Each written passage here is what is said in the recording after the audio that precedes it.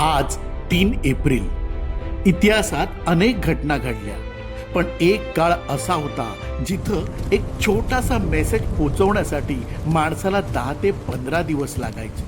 वादळ, अंधार आणि मृत्यूचा धोका, तरी प्रवास थांबत नव्हता.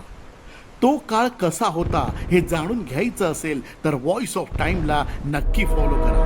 व्हॉइस ऑफ टाइम, जिथं इतिहास बोलतो.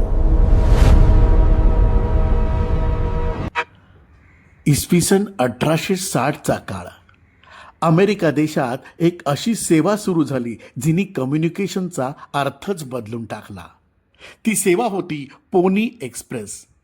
ही सेवा सुरू केली विल्यम रसल, अलेक्झांडर मेजर्स आणि विल्यम वॅडल यांनी. 3000 किलोमीटरहून जास्त अंतर, हे अंतर पार करण्यासाठी 14 ते 15 वर्षाची तरुण मुलं घोड्यावर बसून निघायची, जीव मुठीत घेऊन.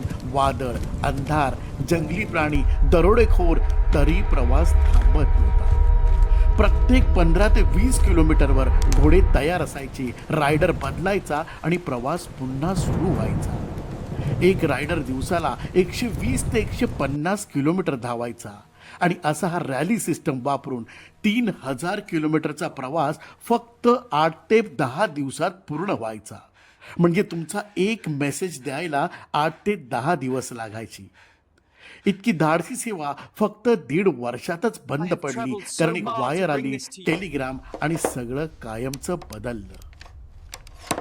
आज आपण एका सेकंदात मेसेज पाठवतो, पण जर तुम्हाला त्या काळात जगावं लागलं असतं तर तुम्ही तो प्रवास करू शकला असतात का?